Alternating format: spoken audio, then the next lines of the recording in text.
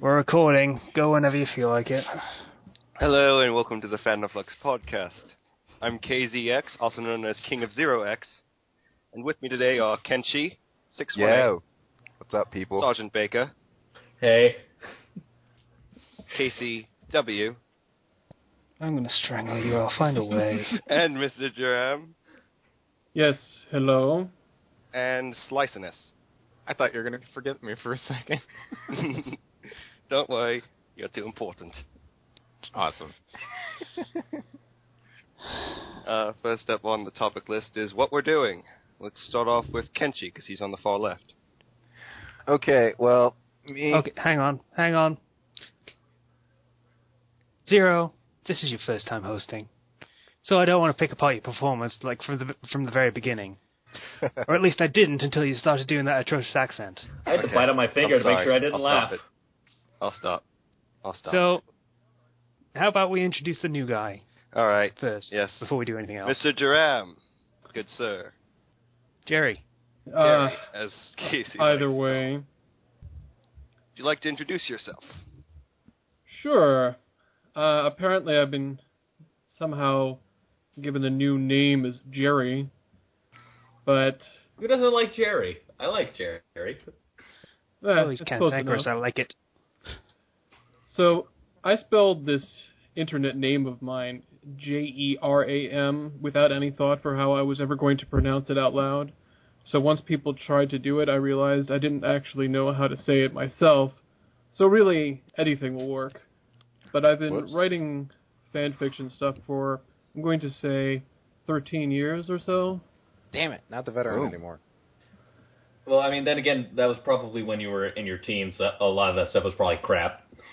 Well, yeah, I mean, I only started with some of the early anime stuff I saw that was ubiquitous at the time, like, you know, Tenchi and Ranma, you know, the Sailor Moon, those kinds of things.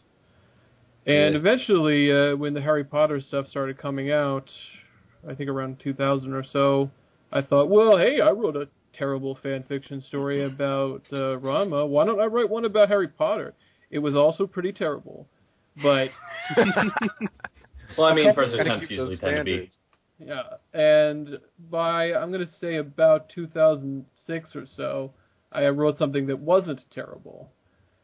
And I have some that are, right now, you know, some people actually like them. I think probably the most popular story I have right now is something called Harry Potter and the Mysterious Curse of the Girl Who Lived, which is one of my weirdest ideas, which is, what if Harry Potter is just Harry, except everyone who sees him thinks he's a girl and treats him like one, but he perceives himself to be a boy. And it gives me a chance to really, you know, make a little weird story that becomes a little bit more serious, because I can play around with gender politics while also making people very uncomfortable as well. That's always fun.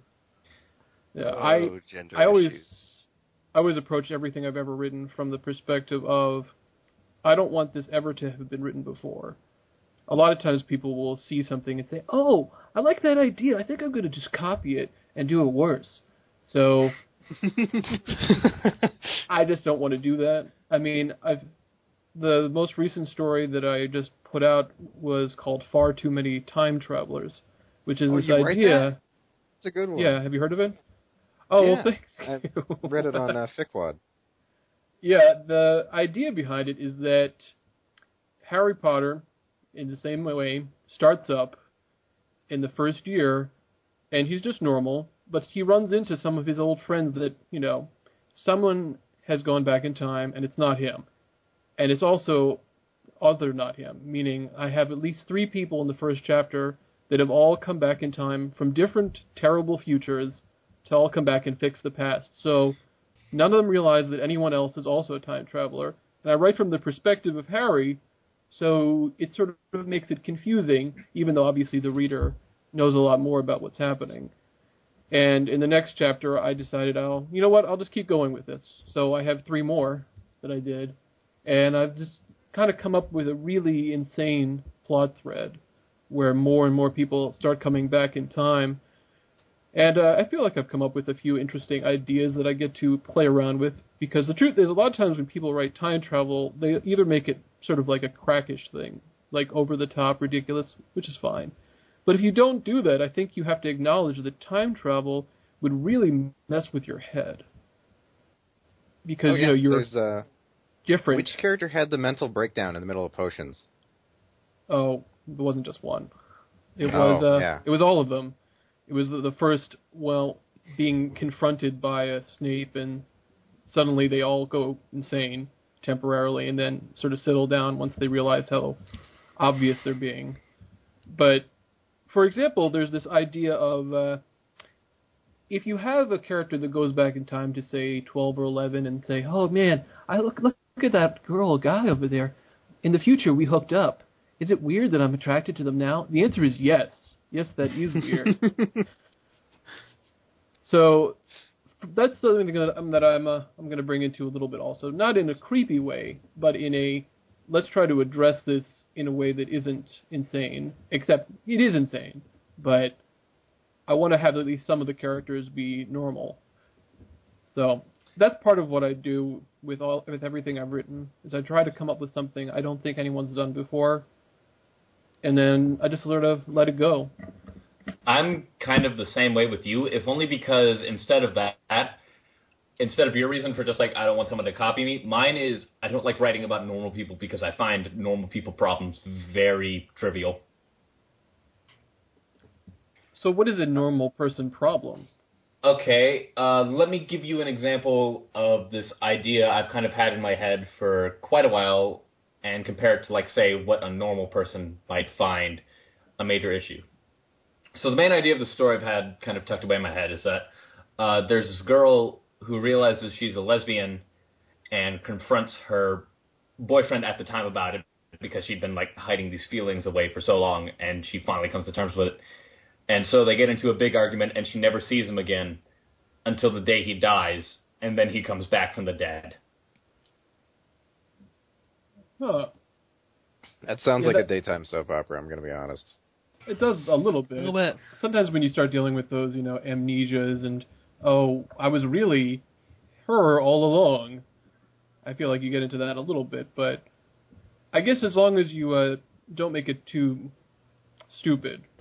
Yeah, I really don't plan on making it really stupid. I hate that. It's a good rule of thumb for life, I think. Don't make anything stupid. Well, I mean, I just hate reading stories where I feel like I just don't want a character to be reacting in a way that I think doesn't make any sense. Yeah. If it fits within the characterization, if they make a mistake, but I get why they did it because I know who they are, then I'm okay with it because it fits. But if they're just being stupid because the author wanted to, make some kind of stupid point or just wasn't very good at it, that's something else altogether. I have to admit, I kind of wish I hadn't brought up my stuff because I'm afraid someone else might take it. I guess you never really know until you try. Mm-hmm. And, somebody accuses you of stealing from them. And also, that's usually how you find out, somebody accusing you. Somebody did accuse me of writing this story, and they said, it's just like this thing that another Naruto story. They didn't say which one, so I don't actually know which one it was. So I think I've read that. Maybe I think I did too, yeah. So yeah, it's not exactly the same as yours. It's from the perspective of the people that actually went back in time, not the people that, not the guy that hasn't. So it's a bit different from yours, but similar, I guess. Well, people can have similar ideas for sure, but I'm not really that familiar with that fandom in general, so I wouldn't have read that story. So this might count as spoilers, but is Harry going to stay his present self? Like he's not going to turn into a future version of himself? Yes, he won't change. Oh. All right, cool. All right, that's kind of the linchpin. So yeah. All right, now that we've kind of established who Mr. Jerry here is, why don't we go ahead and get into that's what we've been doing. Yeah. All right. So who wants to start? Let's start with Kenchi because he's on the far left. For me. Oh, okay. Well, this week I notched another thing in my belt of my many talents by fixing my car. and getting it road ready once again. Ooh. I feel like Like you just looked at it and willed it not to be broken anymore, and it did because it was afraid of what would happen if it didn't fix itself. Maybe because I worked on it for like the last 6 months, and it finally did get afraid of what I'd do to it next to try and fix it, that it willed itself to finally work. Are you going to either go way, Street Fighter minigame on it? That's kind of what happened to it in the first place. Oh. Why were you beating up on your car? With your bare hands, apparently. Because it stopped on me in the middle of like a fucking whiteout in May. A whiteout in May when I was in the interstate. 50 miles from home and 50 miles from where I was coming from in the first place. Could you clarify what a whiteout is? Because I don't. Okay. It's not a term. Whiteout's pretty much like a gigantic snowstorm where you can't see anything but white even on the road. You can't see anything. You can't see jack. Okay. And we don't have those over here, so yeah. You don't have those there? No, you get like maybe an inch of snow at most. And it's like nothing. All right, but it's Where weird. I live, you're lucky to get a day of snow. Well, not only did I get one, I got one in May of all months of the year. So, yeah. But another thing I did was I had a match of my conscience this week in Kmart, where I contemplated selling a woman Pokemon Rumble for the 3DS instead of selling her Pokemon X or Pokemon Y, because Which you didn't have. Because we didn't have it. We didn't have any more. I think the better question is, why was she going game shopping in a Kmart? I don't know. I guess she didn't know anything about games. She didn't know that Kmart's not the place you really go to when you're game shopping. Did you recommend GameStop or Best Buy to her? I didn't. I did after the fact. What happened was, we go back there, and she's like, I want this new Pokemon game. And I'm like, okay, let's see what we got. So I take her over to the case, and we have no X and Ys. And I'm like, I'm sorry, we don't really have any new ones. And she said, well, what's that one right there? That one's new for the 3DS. And I'm like, that's Pokemon Rumble. She's like, yeah, it's new, right? And I'm like, you know what? I'm going to sell her this, because there's no other way we're going to get any of these sold otherwise. And I opened the case, and I had my hand on the game, and I was going to take it out, and at the very last second, my conscience was like, you're a horrible human being if you let this happen. This is going to be a present for some poor child. He's going to get a Pokemon game for Christmas. He's going to be expecting X or Y, and he's going to get Pokemon Rumble. And he's going to hate you forever. And he's going to shoot you 10 years from now. You specifically.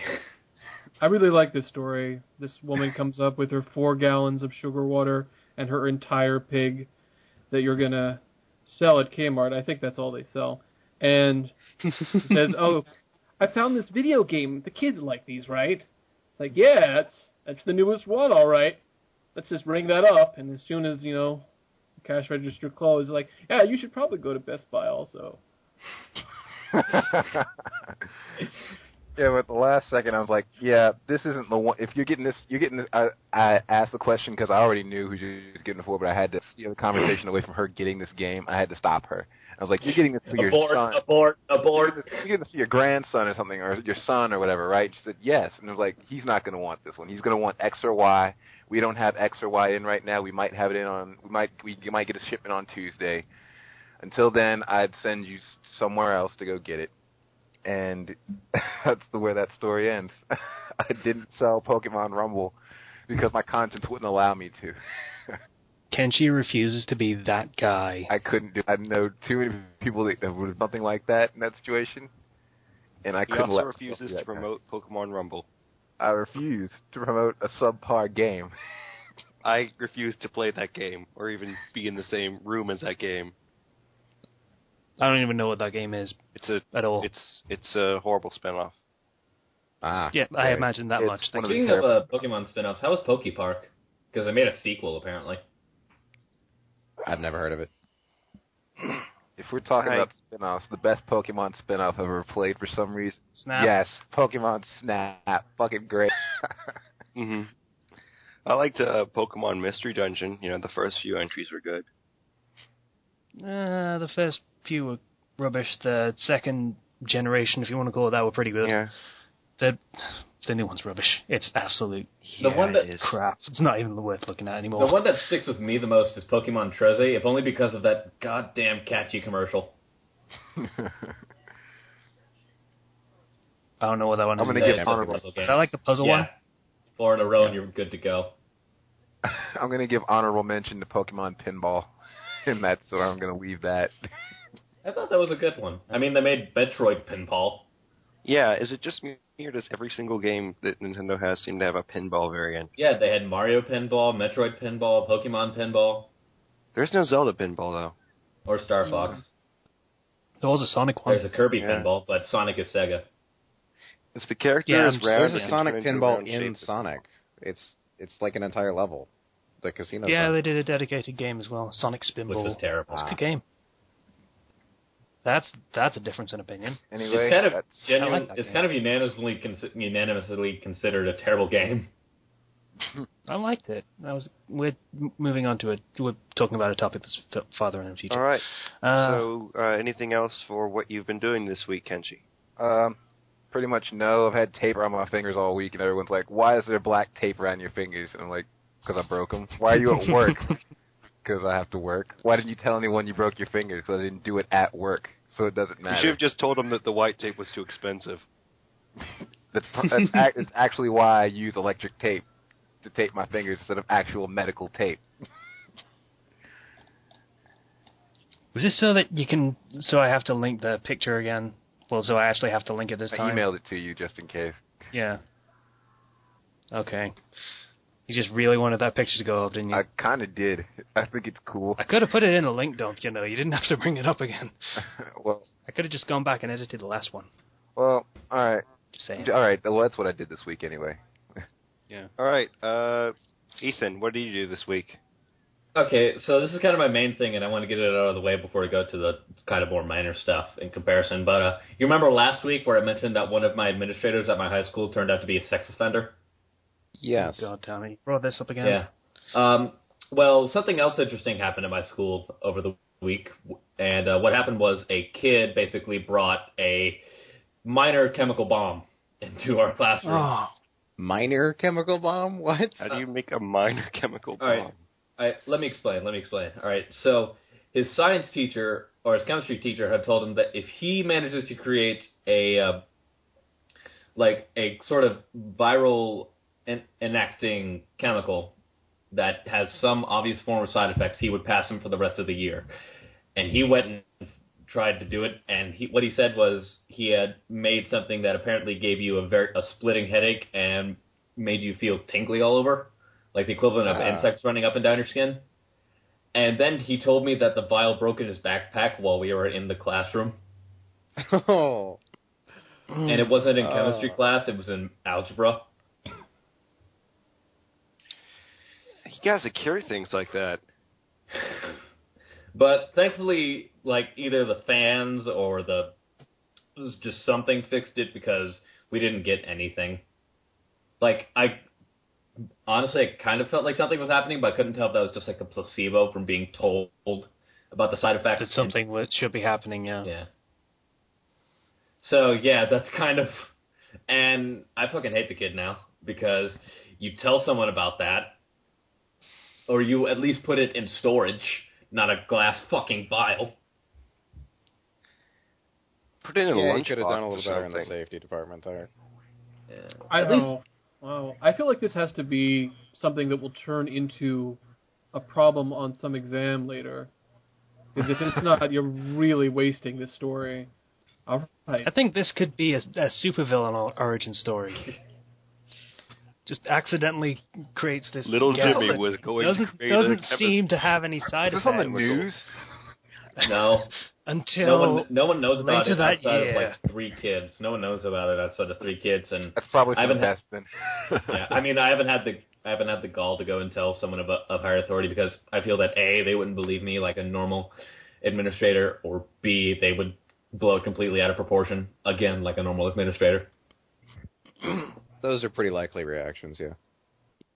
Yeah, bringing a bomb into school, that's not a big deal.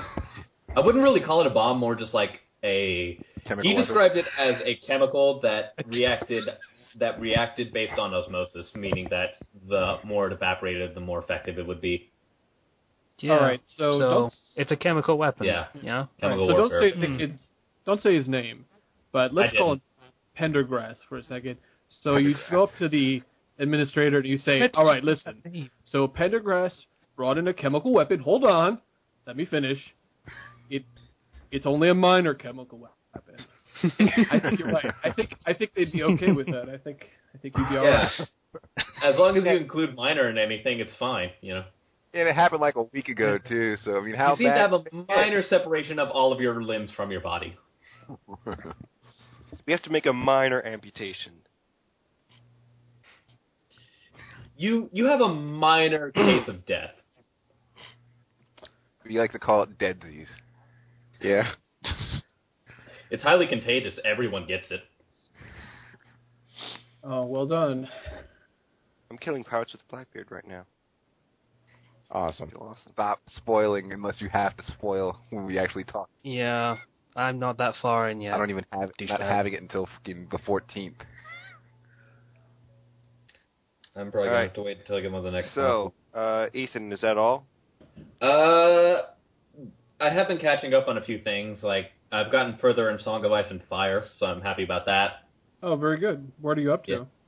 Yeah. I'm basically 3/4 through Clash of Kings, and I've kind of found the point where basically all the characters are starting to get interesting. That's very good. That's good. That's about 5 minutes before all of them start dying. So yeah, I mean, well, in fairness, only like 40% of them die.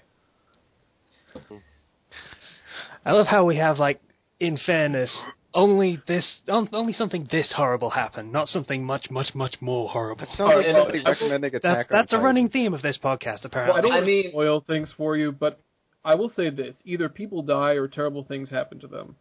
Yeah, I mean, but the truth is, it's really more the latter than it is the former. More terrible things happen than people just die. Yeah, but that's kind of the thing. I feel that anything any of my friends have accidentally spoiled for me or spoiled on purpose to try and be a dick, there's plenty more things that will still catch me off guard more than the deaths ever would. Like, say, for example, I found a very interesting chapter with Sir Davos and the Red Priestess that really sent me for a whirl. Oh, that was a thing. Yeah. All right, very good. That was quite an interesting chapter. Yeah, well, there's just so many things you could possibly spoil about that series, so I kind of have to stop talking about it. Yeah, I've also realized how much of a badass Tyrion can be. Yeah, Tyrion's cool. Yeah, I mean, I kind of liked him, but it really took him talking down to Joffrey for me to realize he's kind of a badass. Wait until the end of book 2. That's good stuff that happens there. Mm-hmm. I can kind of, from what my friends have told me, I can kind of guess what might happen. Mm. He has probably one of my favorite one-liners ever. So, yeah, you'll know when you see it. It's very made nice. it even more obvious because let me just type in the chat what I think. Actually, never mind. But I think I know what you're talking about because they also implied the one-liner as well. So, sorry, it's good though. Yeah. In fairness, we haven't spoiled anything for the audience as far as I'm aware. So no, we've been pretty vague about it. Like, you remember that thing that happened with that guy? Right, you remember when that guy did that awful thing, and then that other guy did that thing that wasn't so terrible? Oh, that was great. That was awesome. And then there was that... Oh, you remember when that woman and that guy were doing the thing? That was a thing. Oh, that was that disgusting. Thing? Yeah. Disgusting. Remember when that giant... such a thing. Remember when that giant barbarian and that 14-year-old girl... Yeah, that was like the first. That was the first book, though. Yeah, it was. Yeah, and that was like pretty episode early as 1 well. of the show. So it's still. I think it was 2, but yeah. I don't know. I'll just never get used to the age thing in medieval times. Well, luckily you What do you don't mean actually live specifically? back then. Like the fact that basically anyone could get it on and have a child. Oh, yeah. Any age range, or The have a child bit was iffy, biologically speaking. True, but I mean, that really hasn't stopped a lot of fantasy novels. Crickle to crackle. Yeah. But Besides that, not a Seriously, lot. whoever's doing that. I don't know whose end that is on, so Yeah, me neither. whatever, it stops. But yeah, besides that, just kind of catching up on Song of Ice and Fire, some other shows and such, and really nothing else. All right. So, I guess we're just moving on to the next person of what we're doing. Sure. So let's go. I'm going left to right from what the icons are telling me. So Casey, what do you have to do? Okay. Or what have you done? I pretty much marathoned a bunch of episodes of Linkara's show, Atop the Fourth Wall, comic reviews on the internet. It was okay, I guess. I'm not a comic fan, so I was just passing time. I had a job interview. How'd that go? That, not great. The interviewer wasn't there. Apparently, not that important to him, meeting prospective employees when there were a grand total of 5 that needed to be interviewed. Yeah. So you weren't the only one there that didn't actually have an interview? I don't know. I just know he wasn't there for mine, and he might have been for everyone else's. So either I got short shrift, or he just said, fuck it, I don't care, I'm doing other stuff. So He probably just couldn't handle the fact that he had a star on his hands. Right. He's like, the KC is coming, and you get ready. I gotta get autograph paper. In a sense, I'm kind of glad that I didn't get hired by this guy, because he is apparently a dick, from as little as I know about him. On the other hand, I really want a fucking job. Yeah, I know that feeling. So, same here. Yeah. And aside from that, I've been doing something else, which is a topic later, so, All right, then. We're moving on. All right. I mean, Zero, maybe we should move on. Yes, we are moving on to Mr. Durham, also known as Mr. J, and Jeremy. Okay. Jerry! It's Jerry! Whatever. Jerry, whatever. Everybody comes up with names. Gary, I like Jerry, Mr. J personally. Mr. J, yeah, that's Mr. not J. terrible. I'd say the only 2 things of note I did was see that new Ender's Game movie. And Was that any good? well, I only read the book 2 months ago because the movie was coming out, so people said, why don't you read the book first, jackass? So I may have, punched that guy in the shoulder or something, but I did borrow his book. I thought the book was all right. The adaptation aspect I found a little limited, but I thought the movie was mostly a decent movie. Oh, good stuff then. Yeah, I mean, considering the rival for it is Bad Grandpa, you gotta pick and choose. Well, So I mean, there's that other space movie that sorry. just came out, Gravity. Gravity. I think that one was better. It had a more contained feel, more realistic in a lot of ways. It was. It definitely made you feel more danger for the characters than this one did. Even though I had read the book, I still felt that way. The other thing I did was sign up for NaNoWriMo. Oh, yeah. I need to do that, actually. Looking forward to failing at that. So Yeah, I'm not doing that. is it like a World War C situation where as long as you don't compare it to the book, it's a good movie? I think that if there's maybe 1 or 2 things that if you hadn't read the book, you might be a little confused about. I think that in general, though, it's still pretty good. I know I've heard some complaints. There was one guy we saw the movie with who said that was the worst movie I've seen ever. So, Really? First movie you've ever seen? I mean, I've seen worse movies this year. I can't really. I kind of have a bias between this one movie from book to movie adaptation, and that'd probably be the Hitchhiker's Guide to the Galaxy movie. That one. Yeah. Yeah. Well, I appreciated a lot of the effort in that adaptation, even if I didn't think they.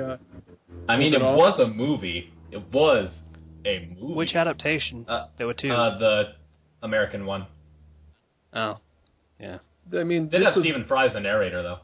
Well, yes, there were some aspects that weren't terrible, but unfortunately, I just don't think they pulled it off. I mean, Martin Freeman played the main character, but that doesn't really mean that the movie worked, unfortunately. They threw in this romantic subplot that became like a linchpin for the ending. Like, it turns out you loved her this whole time, and that's going to save the day. And I'm not really kidding. Yeah. Nothing really happened with that in the books, because Arthur kind of got a different romantic subplot that was a bit more interesting. No, there was something that happened with Trillian in terms of genetic material, but it wasn't consensual in the normal sense. So I'm just saying that because I don't entirely want to spoil things for people who haven't read it, although you should read those books. I just find it really depressing that Douglas Adams died of a heart attack before he could settle down and bang out the last one. Have you read any of Salmon of Doubt? No. Well, what is written, I think, is pretty good. Obviously, it sort of peters off because there's nothing after a certain point, and it just leaves you feeling like, I almost wish I hadn't started this. That's how I felt when I read And Another Thing. Yeah.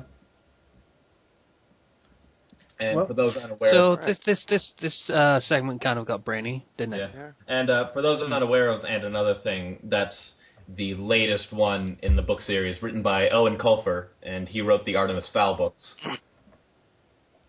We do a little bit of everything on this podcast. Yeah, a little bit. It kind of varies from person to person how And Another Thing went overall, but personally for me, I couldn't get involved. I just didn't think it was very good. Yeah, I don't think so. Okay. I think we've kind of been beating things to death here for a little while. Let's move on to the next person. Spicyness, what have you been doing? All right. I hate to be a repeat here, but I got a lot of stuff. Despite what I said earlier, I've had a busy week, I guess. First off, Diablo 3, I decided to just leave it alone until the next expansion came out, because I'm just going to kill my interest if I play this thing anymore. My sorceress is already 60, and I got like level 9 Paragon with these rings that let me murder everything. So there's that. I went to the release for Battlefield 4, the midnight release for that. I picked up 99 Nights 1, which was like $3. So I've been playing that. And don't ever give invincibility frames to your enemy bosses. Don't do that, ever. It makes the game nearly impossible without over-leveling. Invincibility frames are where an enemy uses a move and you can't hit them while they're doing that. It's like the frames of animation. So that's not fun. Oh, right. I thought you were talking about like some kind of, I don't know, Gundam mecha type thing, invisibility frames. Like, oh, no. Come on, we all play games, so you should have known what that was. I don't generally play that. And here's kind our of latest game. model. We've installed the highest of invisibility frames in technology. Yeah. So it's pretty much the reverse of Bayonetta. In Bayonetta, you can use a dodge anytime. It's got dodge cancel, which, again, to explain it, it's if you use a move, you can cancel out of that at any time. As long as you hit the dodge roll, you jump out of the way. I'm still wondering how many people are going to collectively eat their hats and buy the Wii U for the sequel. I don't know. Wii U. Boom. I kind of want to. I actually really I'm going to get a like Wii U Bayonetta. anyway. Yeah, because I've seen the launch window for the PlayStation 4. It's not a pretty sight. They had I don't even think they had over 20 games for release. Yeah, well, the beginning of a console's lifespan is always pretty bleak. Yeah, just look at the Wii 20 U. is actually pretty good for a launch. Yeah, but I mean, I could have sworn it was better a while back. Back when they actually had interesting games that people would be interested in buying. Like, the only things I care about on the PlayStation 4 coming out are the infamous game coming out. Let's see. I was gonna get like Battlefield 3 for the PlayStation 3, and then get the digital copy for like $10 extra for the PlayStation 4. So I was gonna get that, and that's pretty much it. I don't really care about anything at the moment until the UFC game comes out in, I think, spring. I'm just gonna save up and wait for. I'm just gonna wait and save up and wait for some interesting games to come out. I think That's what I'm doing. Kingdom Hearts 3 is PS4 exclusive. It is. Oh, god damn it. Now I need to get a PS4. Yeah, see, that was my thinking. But then again, Xbox One has the new Dead Rising game on exclusive, and From what We're I've still heard about split it, until we it's so see how different things from go. the first two that I don't think I'd be interested. They've Yeah, shown a but, new trailer that's made things a bit more. you can combine a motorcycle with a steamroller. Yeah, that's pretty cool. Also, you can hit guys with you can also dress up in a banana hammock. Great. That's just sticking with the theme, though. You've always been able to dress up in women's clothing. No, The Speedo isn't women's clothing. Yeah. Just pointing that out. Oh, right. I refuse to call it what you called it because that sounds really, really stupid. what, a banana hammock? Even though it's supposed to sound stupid, I can't, no. Yeah. So at the midnight release for Battlefield 4, they only had PS3s, on the PS3, because Microsoft apparently has this disclosure thing. For good reason, because Battlefield 4 on the 360 is terrible. It's just terrible. It is very clear they made it for the Xbox One and then just started cutting out features until it fit on the 360. Yeah. We actually broke the game 3 times. 4, actually. We got stuck in a location, half a level didn't load, so the textures were just not there. It was just floating enemies. There was no ground. There was a floating door. Yeah. And then there was a jet that be wasn't next flying. Skyrim? It was, yeah, a little bit. Skyrim was functional. Yeah. In absolute fairness to it. And was they fun, had a though. reason for so many bugs. They created a whole humongous world. Like, it's really hard to playtest something like that with, By the way, of all the features that they would strip out in order to make it work, I can't imagine them stripping out the floor. It just seems, that seems kind of mission critical when it comes to playing the game. It was like the ship breaks in half about halfway through the campaign, and then it was like only loading the hallway you were on, and then everything outside of that was just not there. So when the ship broke in half, it only loaded the hallway part of the ship. Hey, Greg, we need to make space for crunch time for launch day. Should we remove all of the lens flare effects or space and time itself? Pretty much. I'm leaning more Yeah. towards space and time, man. This is like a philosophical perspective. What- you only see what what you would a can lens flare physically look see. like? Everything else is not real. It's What Battlefield would a 4, lens it's flare not the look Matrix. like without space and time? Like a black screen? A Maybe broken blue. TV, maybe? Who says it's black? Why not blue? It would be blue or black because it'd be nothing except just lens flare. All Right. hail the new gods. All right, lastly, I got Adventure got Time weird, for yeah. my brother. At Adventure Time, Ice King Stopped Stealing All the Garbage, which is really, it's a funny title. I like it. The fuck? And I got it for the wrong system, so I feel pretty guilty about that. It was Well, like there's a new one coming out. I he think. needed the DS version, but I got the 3DS one. I wasn't aware it was on more than one system. So, yeah. Kenchi wasn't that guy, but you turned out to be It was that an accident. guy. We came back a day later and we fixed the mistake. It's all right. He's got it now, and I think he already beat the game. So Yeah, it's pretty There's that. short. It's only like 3, maybe 4 hours tops. I You think just kind of like 6 episodes ago I mentioned modding my GameCube, and I finally attempted that and failed at it. I didn't break the system, thankfully, but I got the microchips soldered in, and it's not detecting it. So I don't know what I'm going to do with that. that happened to me when I was trying to install the homebrew channel for my Wii. It just wouldn't detect the SD card. That's not good. It's not fun. No. Getting the entire thing taken apart, doing all that effort, and then it doesn't work no matter what you do. It's not fun. Yeah. I'll probably just And try a this- different SD card. This morning I had some computer trouble. My computer would not start. It went into startup repair, and I don't know what was wrong with it. I'm running scans now, but it looks like nothing's wrong. So just random thing. Oh, I found a mouse next to my computer. So clearly mice are the root of all evil. Like a literal one or a But yeah, like an hardware one? actual actual living mouse. Oh, okay. Just running near my computer tower, so I got traps and stuff set up. I live in an old farmhouse, so I mean this stuff happens. My entire screen is flashing yellow. That's weird. Uh-oh. Okay. We appear to be experiencing technical difficulties. Please stand by. I'm Well, an getting airplane concerned. crashes into Spicyness' house. That is my entire week, I believe. So, all right. Next person. So, finally is me. Let's see, this week, yesterday, I went in, I was going to work a morning shift, which is 11 to 4, because I was starting to learn how to pack at my KFC that I work at, so that meant I could finally move up front and stop getting near hot oil. So I go in there, and around the first hour that I start working, the assistant manager comes up to me and she's like, I'm gonna need you to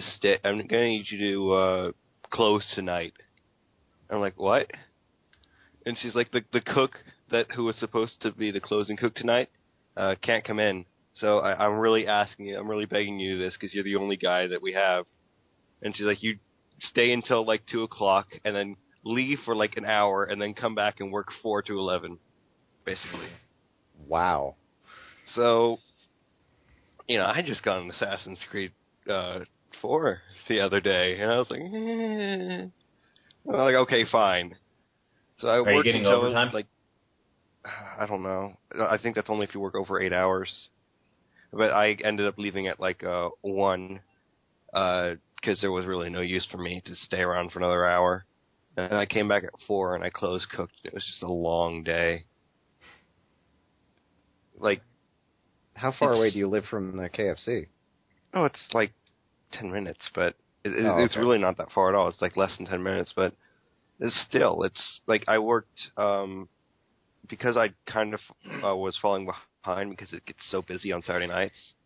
I worked 7 hours without a break, which means I didn't eat anything at all during that time. That's pretty harsh. So that was my Saturday. I got Assassin's Creed 4 on Friday. Enjoying it. Blackbeard is pretty awesome. Are we moving on to the next topic? Yeah, because I don't really have anything else. Okay. Yeah. Next topic is Assassin's Creed 4. That game is fucking awesome. Oh my god. It's so good. Okay. It's First and foremost, let me ask something. Mm-hmm. Because I played Assassin's Creed 1, beat 2, didn't play Brotherhood, and I stopped dropping money on Assassin's Creed because it's pretty much, I think, same game. The fights get pretty much, over time the fighting gets pretty much paint by numbers. Pretty much end up fighting the same way. And, I mean, the environments are beautiful and everything, and the story is You should have pretty played nice. Revelations. Okay. 1 is terrible. Well, not terrible, but it's not great. It's not hard a good to game. go back to. The 2 trilogy is a great series of games. 3, I think you'd be okay passing on. Thank you. You don't Frankly, I didn't like 3. I really didn't like 3. I didn't like the protagonist. I thought he was bland. I didn't like the setting because it's the American Revolution. I mean, I play up the whole, you Yanks and your bloody freedom and rebelling against the country that was... and all that stuff. I play that up a bit.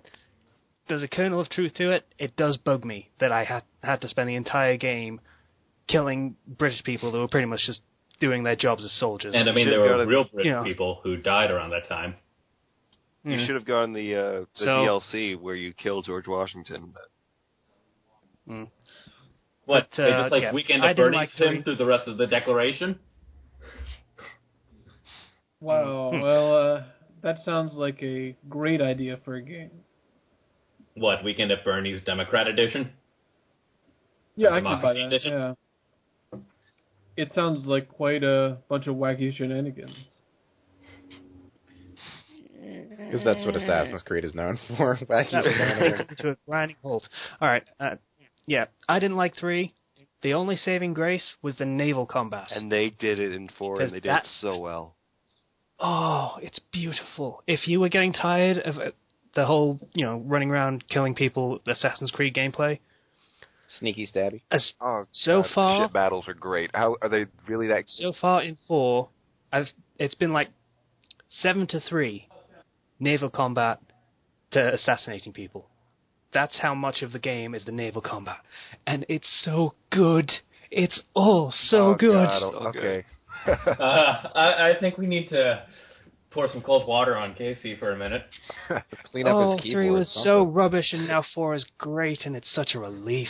And even the combat has been like it's not boring because it's not like you can just block and then chain and just kill everybody. It's not easy. Yeah, there's a lot of guards that will just stop you cold if you try and do that all the time. Good. Yeah. And you can get shot by like guys in towers, and there's a lot more of them than there were in 3. It's great. Could I get my 2 cents in? Okay. Sure. All right. Here's what I have to say. The first one, the original concept was interesting. I'll say that. Like, the idea that here's the guy, we are giving you no direction, just go at it, and if you kill him, you win. That's an interesting concept, and I'm saying that because I like a lot of stealth games. So just like a game where I can have my own whole little playground and try and figure out a way to, like, kill the target in my own unique way and just keep doing that. That's interesting.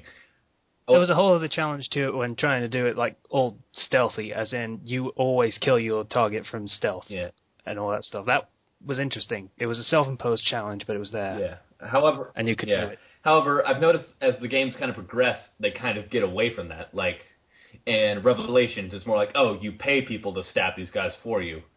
And in no, not Revelations, Brotherhood. Sorry.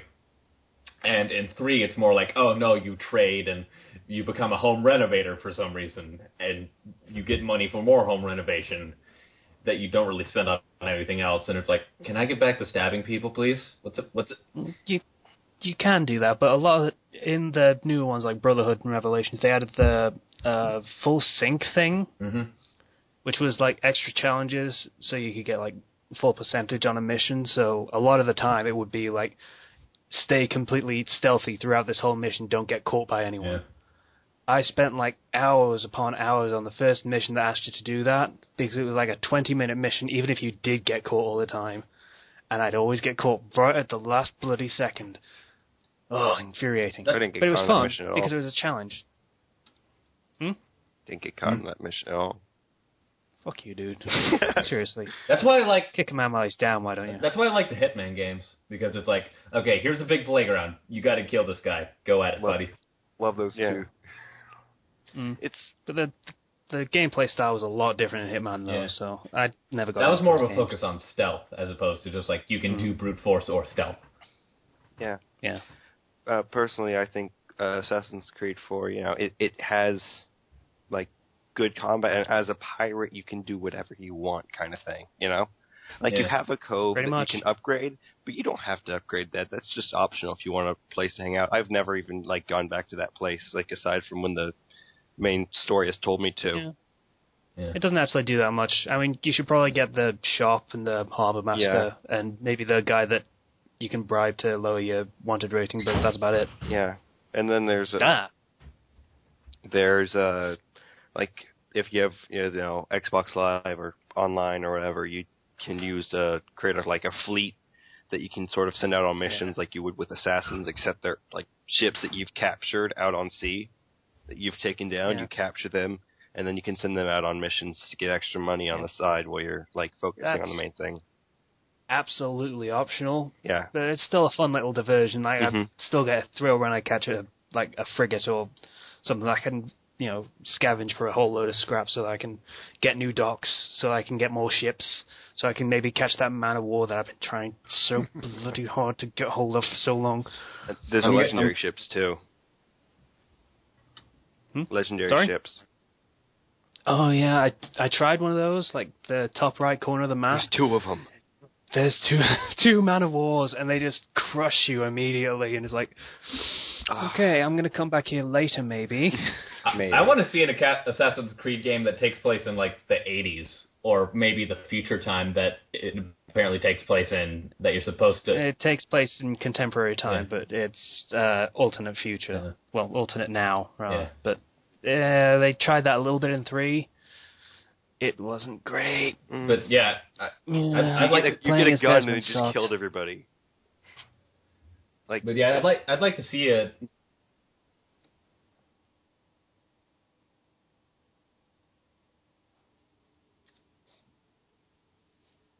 Hello? Uh-oh.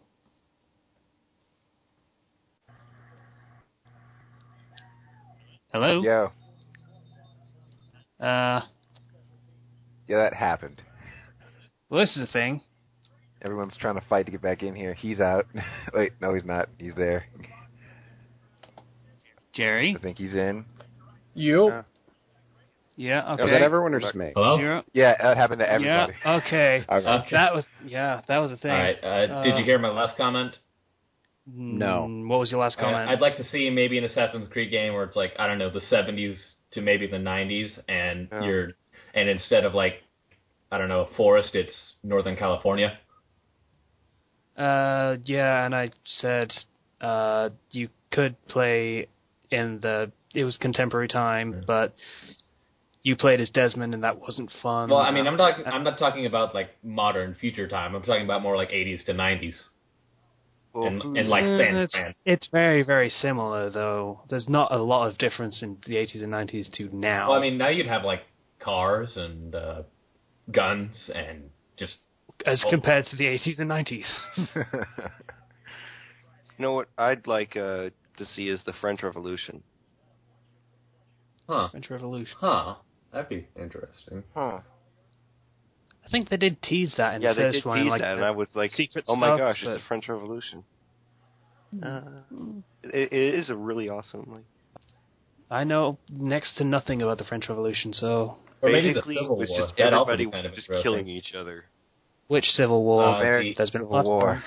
What do you think he meant? When Americans say Civil War, they mean American Civil War. Not... Yeah, no one else gives a shit about your Civil War. I'm not going to make that comment. I'm up for doing any sort of now that they've gotten rid of like having to stick necessarily to one person's memories, like they can do more than just one person's memories. I'd like to see a sort of maybe a Japan or like an Asiatic country. Yeah, that'd be cool, like samurai Assassin's like Creed. ninjas and samurais and whatnot. Yeah, that'd be cool. Yeah. I would love to get away from America in those They games. had that. It was called Tenchu. Maybe even like Germany circa 1940s. That'd be interesting. No. Russian Revolution. Yeah, that'd be cool. Don't know anything about that one either. Basically, the communism movement. Wait, that Did you just suck was at history? like Lenin, right? Yeah. We didn't do any. We did a lot of British stuff in history because, Britain, we had this empire, you might have heard of it. Maybe. There were a lot of countries in it. Not really. Yeah, that rings a bell. Yours was one of them. So everything you need to know about the French Revolution is it started by crazy people and got worse by crazy people, and then they invented their own months, and then they went back to the originals. The Russian Revolution, all you need to know is that a lot of people died, vanished. like way more than you could possibly think would be normal. Oh, I really hope this ringtone isn't coming up on the Because recording. when Russia starts killing people, Russia kills people. Like, Yeah. Really put the It's effort what they're in. good at. Yeah. I feel if you read Animal Farm, you might get a decent idea and maybe a little retrospective on maybe Oh, Wikipedia. Animal Can you actually Farm. hear me, or am I just talking to No, myself? we can hear you. We can hear you. Okay, just checking. I'm still hearing this ringtone. Yeah, I'm kind of hearing it. Who's It won't shut who's up. trying to call you, dude? Please shut up. It's really fucking annoying. Who's trying to call you? No one. It's because Slicer dropped and come back, and it's still. Weird. Just end the call and start it back up. No, then I'll have to stop the then I'll have to stop the recording. I have to stop the recording, and then I'll have to edit it all together, and it's a mess. I'd rather just wait for it to stop so I can the just call. cut. Ah! Thank you, Jeebus. Right.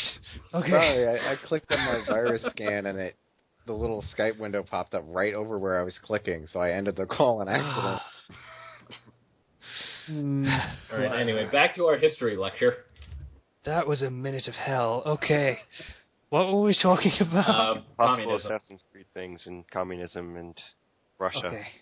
Well, Really, what really matters is what would be interesting to set a game in. Because the truth is, we've already seen a lot of the same kind of thing over and over again. And so doing something in France, I feel like you'd see a lot of similar stuff. Getting something in Russia, I think you really start moving away from the same sort of Western European towns that a lot of time you got. Yeah. What'd you think of my There are recommendation? not a lot of games that are set in Russia. Jerry, what'd you think of mine? Stalker and maybe a couple of others. You could probably get a grant from the Russian government for that if you painted them as the good guys. You guys ever heard of that? Yeah, Yeah. I actually remember reading somewhere that there was this section of the CIA in the 90s and 80s that would specifically direct how Russian villains would look in movies.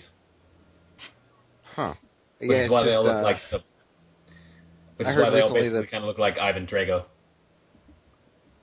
I guess that makes sense, in a way. And I heard recently that the Russian government is sick of being painted as the bad guy in video games, so they're, Understandable. giving grants to video game companies that are painting the Russians as good guys instead. I mean, I they've found that been pretty painted as bad guys for a very long time. Oh, yeah. I mean, there's some understandable history there.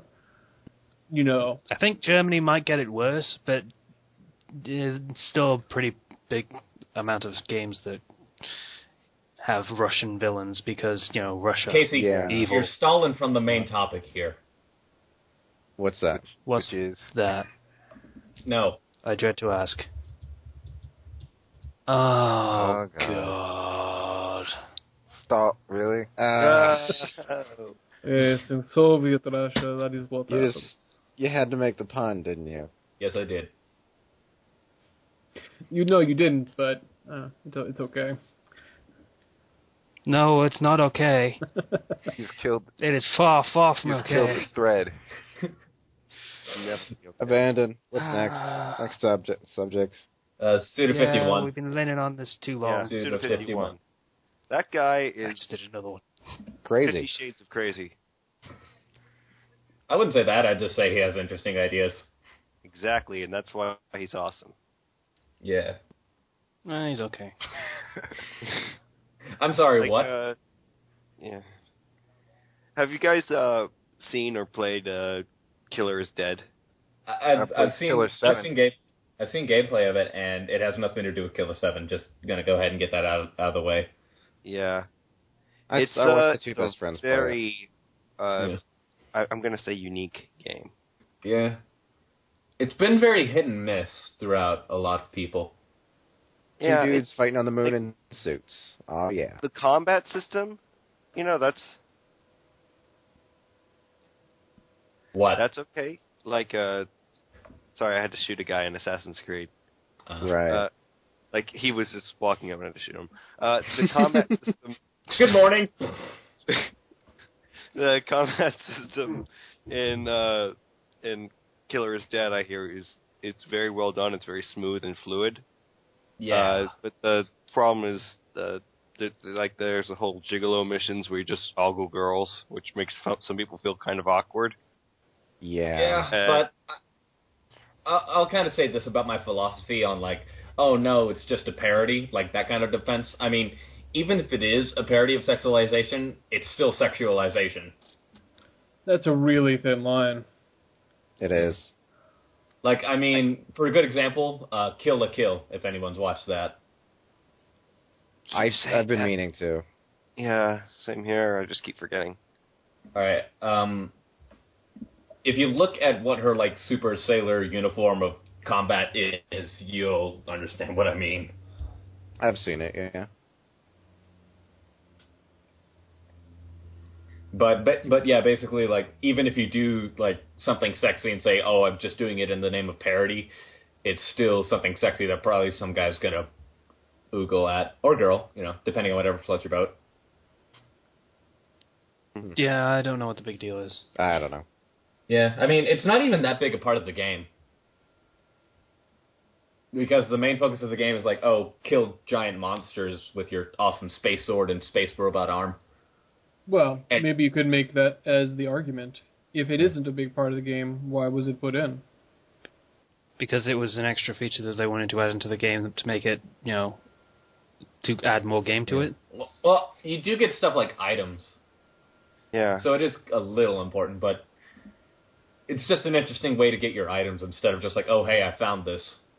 It's the way to get your sub-weapons, Yeah. which you need for certain missions to get to certain areas. Yeah.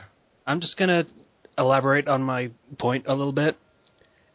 If that's the way that you treat making a game, just saying, if this isn't part of the main focus of the game, then why is it in the game?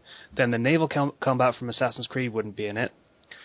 A lot of the other kinds of missions from Assassin's Creed wouldn't be in it. The running the Assassin's Guild thing wouldn't be in it. The pickpocketing feature, all sorts of other stuff wouldn't be in it because it wouldn't have anything to do with finding these Templars and killing them. And you could point that out with like a bunch of games like that. So Well, I mean, yeah. those are actually interesting. Those are actual missions. This is more just like you have a conversation with a woman and occasionally give her gifts, and then it's implied she has sex with you and then gives you a weapon. Okay, so it's poorly designed. That doesn't mean it's a bad feature, just entirely. You get a drill for the first one. It is hilarious.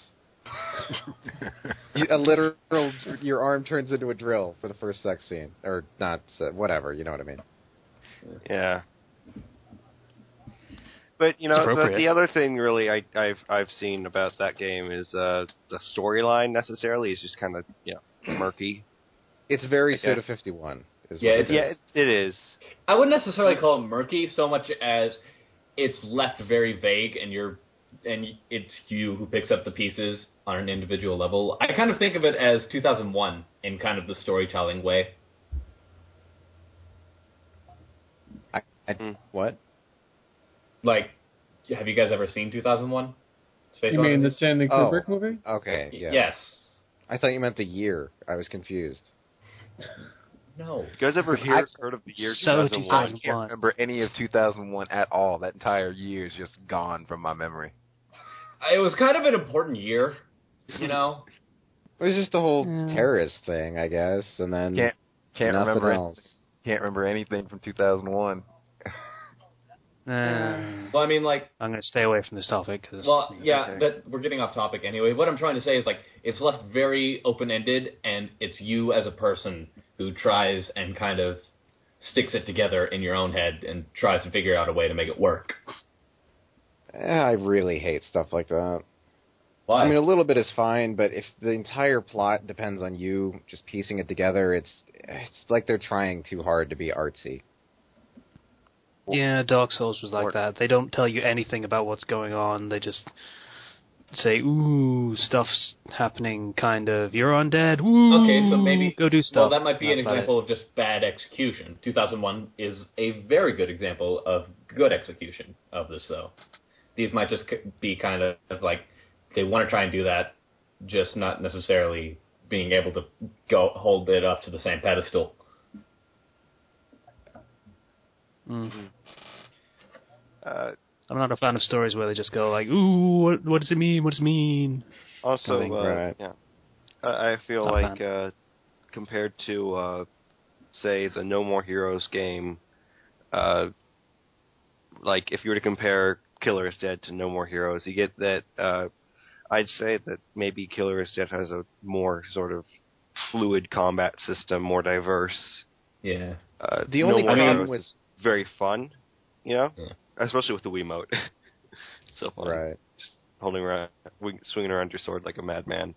But what I feel that No More Heroes does better is the story execution, in my opinion, because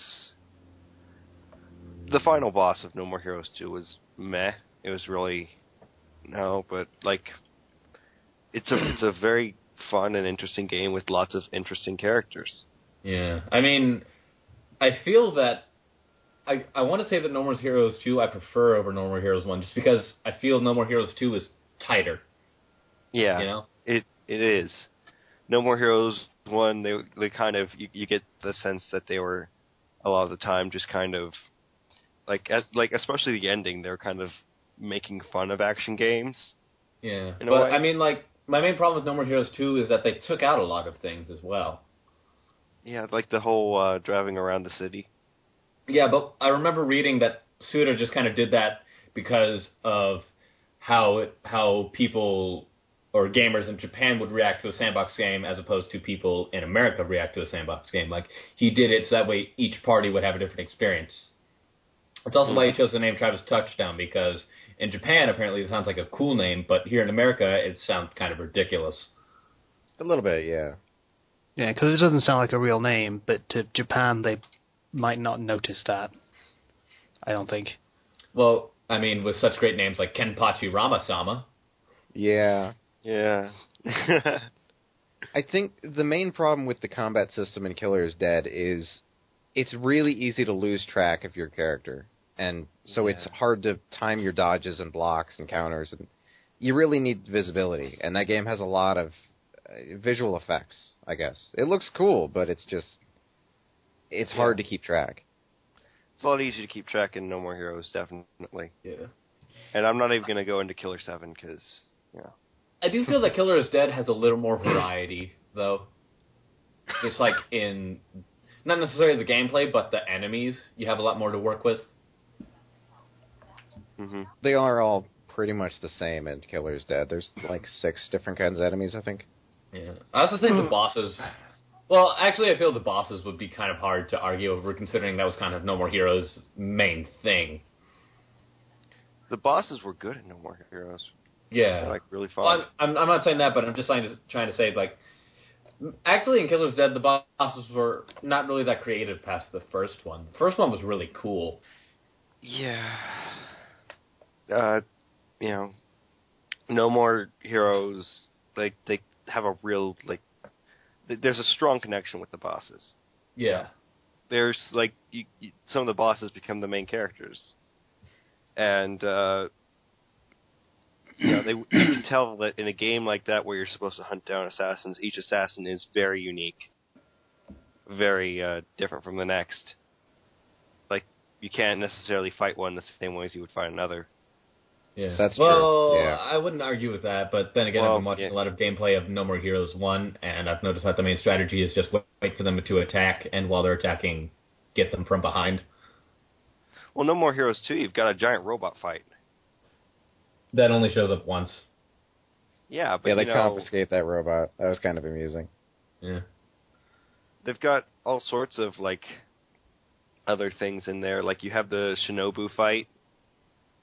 They've got, when you play as Henry. In that really weird dream sequence. In that really weird dream. They've got a lot of diversity in that game. Yeah. Yeah. No More Heroes 1 is a lot more basic, and No More Heroes 2 is the refined product. I do feel there was one thing I wish they would have done, they would have kind of worked with a little more, and that was the idea that there were people who were trying to climb up the ranks along with Travis. Like that girl he meets at the university. Yeah, they could have gone a lot more into that. Yeah. But, I'm glad they at least, touched upon it. Yeah. Because I'm sure there's probably at least someone who thought of something like that. I just wish they would have done more with it. Like a defend your rank kind of mission? Yeah. More of those? Like, maybe they would challenge you and you would have to decide whether to accept it or not.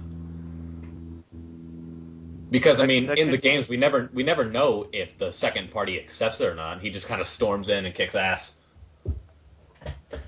Well, you have a choice. I don't think we have much of a choice, really. Yeah, like at the end of No More Heroes 1, the guy just randomly bursts in on Travis while he's sitting down on the toilet. Yeah. Well, I mean, he's like, I'm here to challenge you. You got to save your game, dude. I'm saving. Let me finish saving. I'm here to challenge you. I think I just saved my pants.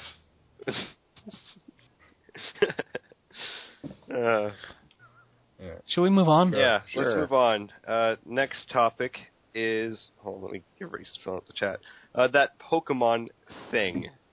As in that new Pokemon game that's been sort of teased. Fucking Pikachu again. God damn it.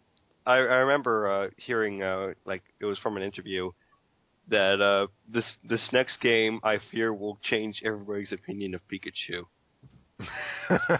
Probably, yeah. That's ominous. Wait, does that mean it's going to make me like Pikachu again? I don't want to like Pikachu again. I hate Pikachu. No, He's a piece of shit. I want him to die. I haven't liked Pikachu. Pikachu. I don't think I've liked Pikachu since I played Hey You Pikachu, which was terrible. No, But, nobody likes Pikachu. Sorry. apparently, what I've seen, this new Pikachu. What the fuck was that? Let's never do that again. If you want to be on the show again, never do that again. Yeah, please don't. That was weird. Who was that? Ever Apparently since Pikachu. I saw the first time I saw an episode of that and I saw that character, I thought, I don't really understand why other people like this show so much. Well, apparently the mascot was originally going to be Fairy. Would that have been better or worse? It would know. have been better if it died and turned into a Gengar halfway through. That does sound pretty awesome, actually. Yeah. I would Has that been totally watch confirmed? It there's pretty a much, lot of things like, there's in no Pokemon way that they haven't been can't confirmed. confirm it, really. They look so alike.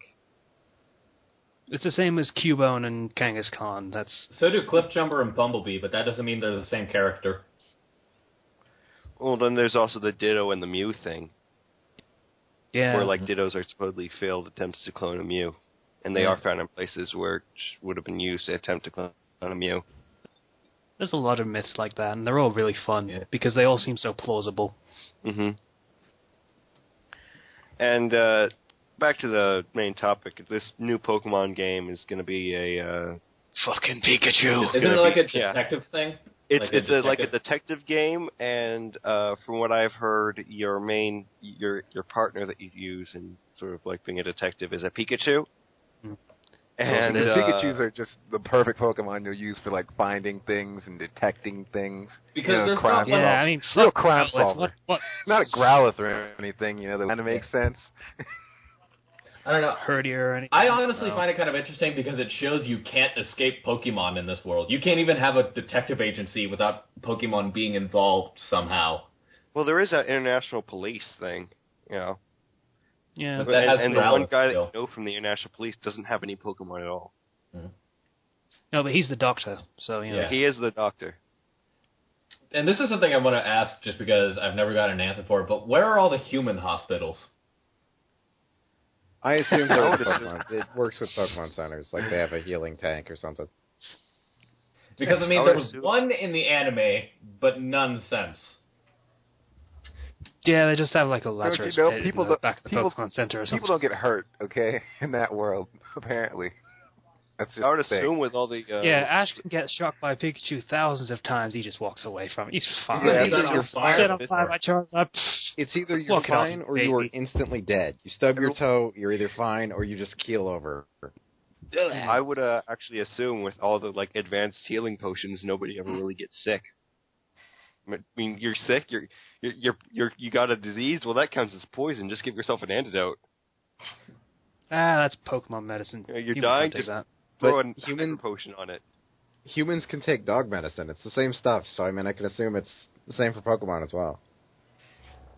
Sure, that makes perfect sense. A little bit. That's It's the probably same why logic, I everybody is. suppose. That's probably why everybody is always happy and always gets along. It's because they don't have to have. Because if they have a war, everybody's just going to use hyper potion on themselves, and it's just going to get nowhere. Huh. Hyper potions for chumps. Well, I mean, Four restores all the way. there's also the implication that Pokemon might be used in the military. Yeah, there was that whole like in Pokemon X and Y. There is a whole thing where there was a big war of like Pokemon, like with Yeah, countries. that was in the first one as well. Yeah. Lieutenant Surge was supposedly a veteran from a war. We don't hear anything else about it, but That didn't make any sense, by the way.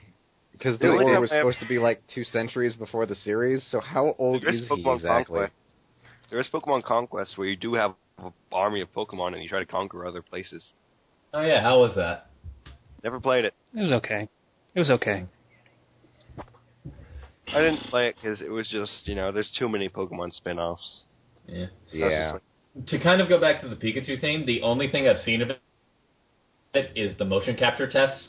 It's kind of freaked me out a little. Oh, yeah, the whole thing where supposedly the Pikachu will read your facial emotion, your facial expressions, and can essentially be grafted onto the Pikachu, and you can kind of control the Pikachu through your expressions. Oh, I didn't even know that. That's worse. Yeah, the only footage I've seen of that, or the test for it, is just this little clip of Pikachu, and it looks like he's doing the "I see what you did there" face from the main. Yeah, I can guess those are still in the early stages, so they're not going to be as nightmare fuel in the finished product. I've just seen the one where it's like the disembodied CGI head, and the Pikachu is mirroring that, and that's just like, okay, I'm done. This is too much. I'm done. Good night, everybody. Like, they're so far not making this game right now, because like the screenshots I've seen are just like you got Pikachu, you've got your hand with the magnifying glass, and then you've got a whole untextured area. Yeah, it's like years off yet, but yeah. So Pikachu is your partner, and apparently the villain is also a Pikachu. Yeah, because one Pikachu wasn't enough. Except he has an evil goatee. Oh, you're kidding me. Oh, God. I'm joking. That's not actually what it is. But they totally should. Oh, come on. Don't do that. I think there's also a... I was looking forward to that. Yeah, there's the evil Pikachu, and I think there's a blue Pikachu. Huh. Yeah. That talks. Oh, raspberry flavored. It does also called Marrow. That much I know. You got Pikachu, Pikablue, and Pikadoom. Are those seriously their names? No, but that's what I heard. That's what I was watching a Game Explained video on it, and that's what they called them. Oh, I so hope that's what they use. If not, if they turn the villain Pikachu into a Raichu, I'm going to be pissed. That's kind of what they... Raichu is 1,000 times better than Pikachu. They kind of did that in the anime with the electric gym leader, where it's like, oh, hey, you need to be this Raichu. But no, because the power of friendship prevails over all for some reason. No, in fairness, he did beat that Raichu. I know, but he also beat an Onyx. Ugh. Twice. Yeah. That's just stupid. The anime is so broken for, the move Recover. It's just, there's no downsides to that. Also, Protect or Reflect or something like that, that's unbeatable. I will say this, I would like a Pokemon game that plays in real time. Like, you can dodge and stuff. So it's like Final Fantasy active battle system kind of thing? Maybe. More like Secret of Mana. I never played that one. Oh, yeah, I know what that is. Basically, it's kind of you move. Apparently, someone else in the background does it too. So, if you had to explain to someone who's never played a Pokemon game before why you like playing it so much, what would you say? I couldn't tell you. I couldn't either. I don't know. Is it just momentum? You've been doing it for so long? It's just mine. I can't explain it. I just give him a copy and be like, here. You do this for 30 minutes and see if you put want it down. a more analytic breakdown of it, then I'd have to say the whole idea of you going out into the world with it's a beautiful, happy world. You get Pokemon, and they're all so cool and interesting. You see a Pokemon, it can be yours, and you can give a nickname to it. You can raise it up and just destroy people. I was kind of hooked after I realized I was able to name my character Oh Shit. Yeah.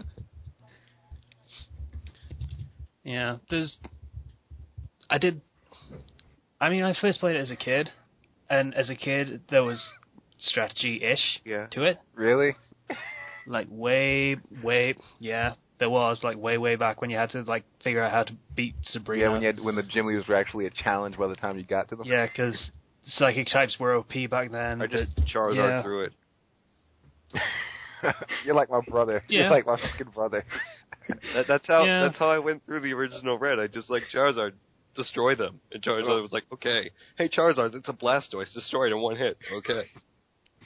Yeah, you could grind through it and all that stuff, but you could also, figure out how to beat it at, level parity, and that was kind of fun. I didn't actually start forming a balanced team until later on. For the most part, until for the Yeah. first couple gens, it was just like my starter is too powerful for anybody else to handle. Okay. Then eventually just stop being fun for that reason. Eventually the strategy, you know your types, you know what's going to be what, you know how to do everything, it's fine, and then the games aren't fun anymore. Then I started playing the hack versions that turn the difficulty like 1,000 times up, and that's brought it all back for me, because the strategy there, again, you have to think about what you're doing. Well, I mean, yeah. That's fun for me. Pokemon's interesting because you can make your own experience, like the Nuzlocke runs, for example.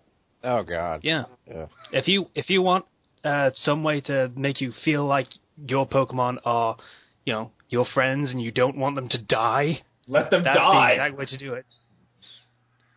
Oh, that will get the whole, getting attached to your Pokemon thing through your skull like nothing else. It will. I can totally see, like, some guy huddling over his DS crying as he sings the theme. See, I have the Nuzlocke runs do the opposite to me. I stop caring about my Pokemon because they're just so disposable at that point. It's just... But they're not disposable because you only get so many of them. I guess. Well, if you're going by the catch rules, yeah. Yeah, you only catch one or two, depending on the difficulty you want to do it, and you only catch one or two per route, and if they die, they're dead. So you've got to keep them alive at any cost. No matter the cost. To me, it seemed like a lot of the draw is this idea about the almost infinite permutations. The different ways that you can win the game, or at least keep going in many different ways. Yeah, You can build your team, and it'll be your personal preferred... team. Yeah. I think that's It'll be the main all your draw for me, favorite friends. That And then some guy from Japan totally kicks your ass. Well, that's just sort of like playing video games in general. Yeah. I don't know if you've ever played any of those fighting games like Street Fighter. Street Fighter? Like, Hell yes. Yes. yeah, but if you ever play them online and you haven't been playing for hours and hours and days and weeks, you're going to really lose very quickly. I love those kinds of people Much better. that don't play and just hop on and don't know what to expect. I'll treat you good. I'll give you half a round. Apparently there's an entire country of people like that with Persona 4 Arena, because it just barely came out, or it hasn't yet, and people are just playing like imported copies. It's just like a bunch of people that barely know how to play all at once. That might be here. Speaking of Persona 4 Arena, have you guys heard about the sequel they're making? Yeah. No. Well, they are. Is there any news, or is it just it exists? It's got a title. Yeah, is this one of your announcement things where you say, hey, they're making a new Persona game? No, this one's real. Probably. This one's real.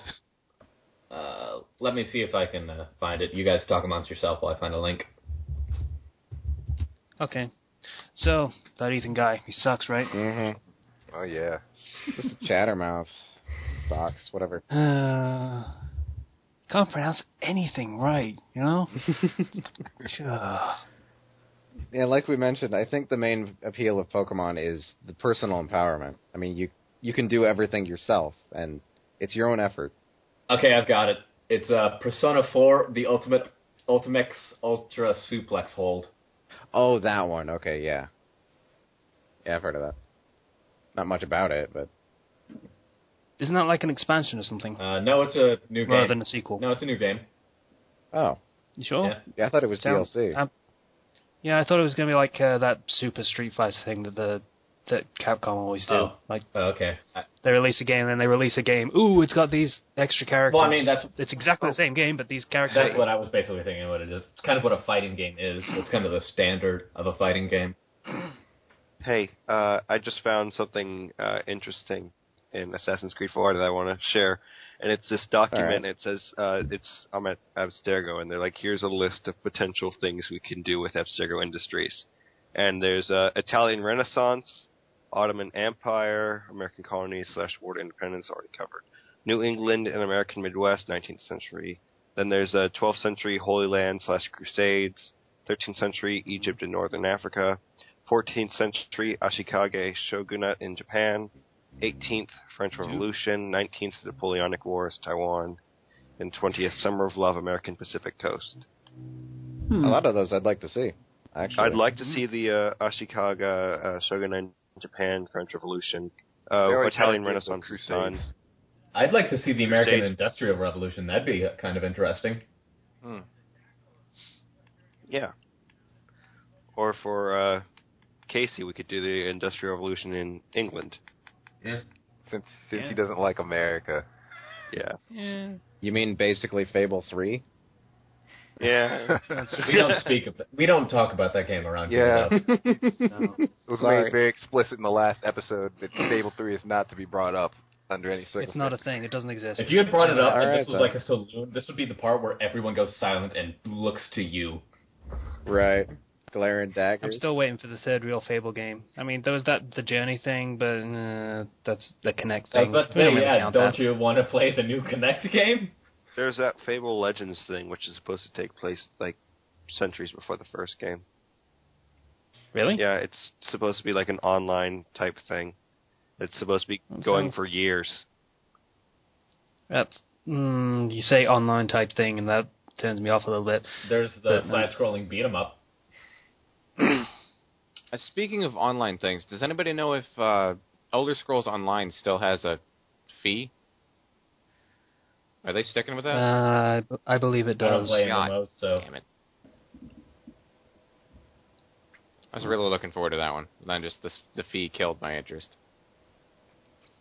Oh, there's one thing about Assassin's Creed 4 that I thought was awesome that I forgot to mention. What's that? Protagonist. He's a bloody Welshman, he is. Okay. Yes. We better All probably right. serve for some good banter compared to fucking Connor. Connor was fucking dry as bread in 3. Yeah, he was. But a Welsh protagonist. How often do you see that? Never. I've never seen a Welsh protagonist before. You got In anything. That's true. As the sole protagonist, certainly not. I can't Okay. even think of any Welsh So- characters I've seen in video games, actually. There was that one guy in Red Dead Redemption who, I don't know. Oh. He was a guy, he said boyo. I hated that guy. I wanted to shoot him. What sect is Ringo from? Because I'd like to see a game where the main protagonist has his accent. What? You know, Ringo Starr. I'd like to see a game where the main protagonist has his accent.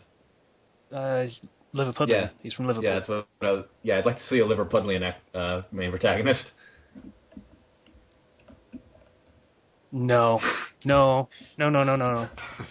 No. No, no. No Liverpudlians. More Welsh people. More Welsh people in games, please. Thank you. Yes. I'm here to All save right, the Very day. nice. Should we It's move also on to the called next Scouts. topic, since it's basically what we're talking about right now? Okay, Slash classic decided to remind me games. this, Scouts. All right. All right, how about we start by saying everyone's favorite classic game? Sonic. Ooh. Okay. God, that's a hard one. Probably Mario.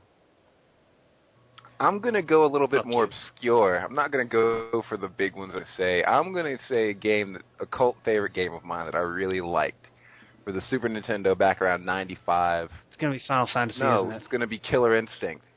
Oh, really? Oh, okay. Oh, Yeah. yeah. It's not really a cult game, though, considering they've got one coming out for the Xbox One. Yeah, but it kind of petered off. Like, it kind of lost its, like, it's never, no one ever really talks about Killer Instinct as far as I'm concerned. Yeah, the Killer Instinct remake was a game that no one really asked for. It just kind of Well, I happened mean, anyway. there's also the fact that Rare is kind of dead. Yeah, that too. Yeah. Oh, yeah. Oh, Rare. Right. Classic game. Perfect Dark. The first one. Not the second one doesn't exist. That never happened. It's alright. Well, I guess for me, it's easy to say the sort of the the common ones. I really liked playing Final Fantasy 6 or 3, as it was originally called, a lot. But I also played a lot of Super Mario World. Like, That's a good one. Yeah. yeah, just a lot of that one. Well, it's the one that came free with the Super Nintendo, so it was easy to keep playing that one. And Yeah, even as a Sega kid, I know that game was a fun game. I mean, I played that in like 2004 or something. That was still a really fun game, even with modern standards to go by. It was the So- first game I beat, actually. Way back in the day. before I lost all my Mario skills. Well, you might be able to pick it up if you try again. I was Probably. Yeah. I was watching somebody do a video game stream of Super Mario World, and they were just sucking so horribly. I said, you know what, I got to play that game again just to prove to myself that I don't suck this badly. Anyway. For me, my favorite would probably be Earthbound. I never played that. That is a I've good still one. been meaning to. It's Emulator or something. It's just such a fantastic game. That's another game that I played to, I was basically playing all the SNES games I didn't play as a kid because I was a Sega kid.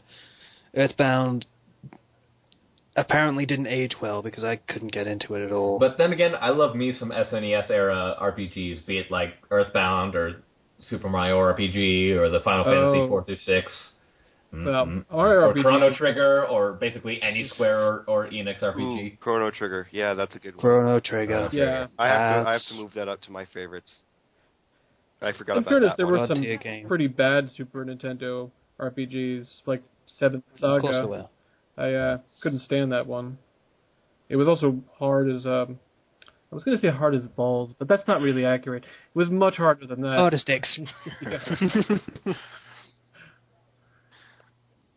That's great. See, that's how you do that.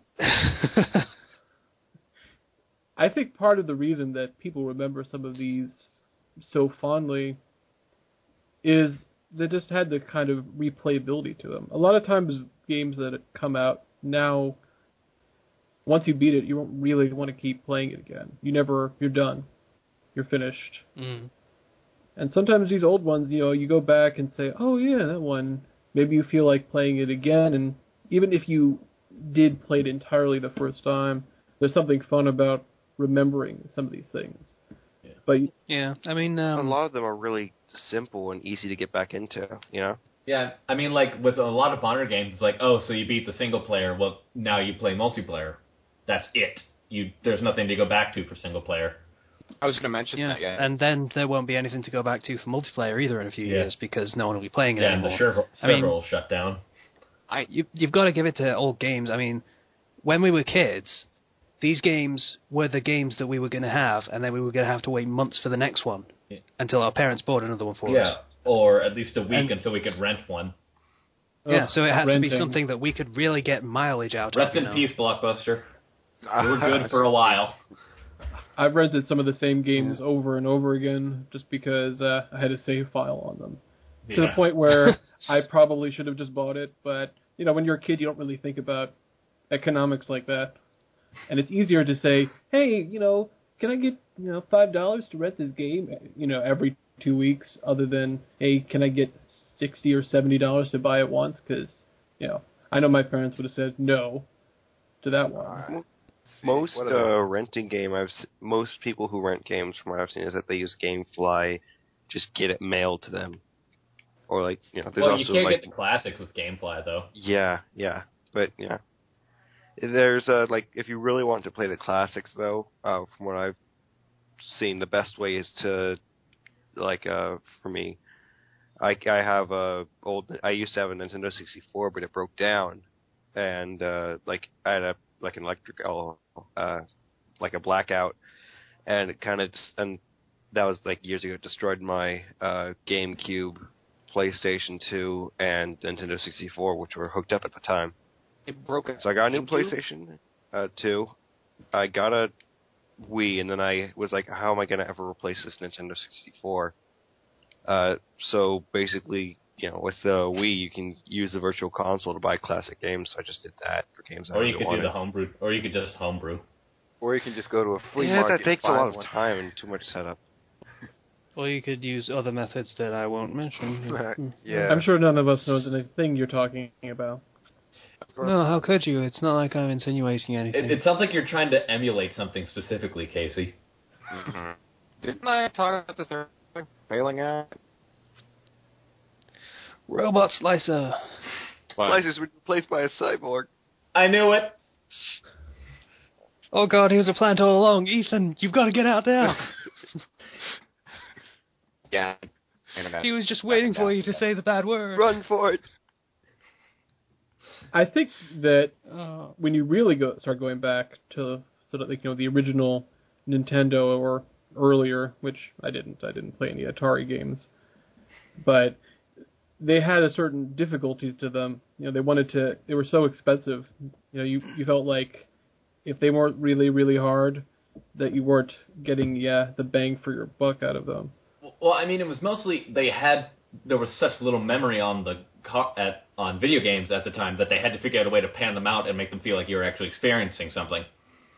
I think there was also a little bit of that Nintendo helpline stuff, putting in ways that there's no way you could possibly know how to get past a certain level or secret unless somebody just knows. I mean, there's no way I would have been able to figure out certain things if I didn't either have like a guide or somebody told me. I never called that hotline because that's crazy. But for me, I don't know if this is like me kind of confessing something, but I actually had to go online and figure out how to get the fire arrows in Ocarina of Time. Oh, it's okay. I think it depends on when you play it. Sometimes you're in the right state of mind and everything just comes easy. Yeah. It's like, oh, of course that's where I get it. But then sometimes... Well, I mean, my problem with most puzzle games is that I'll overthink a scenario to such a point that I can't think of any other possible ways, and I have to look it up and realize it was a really simple solution that I overlooked.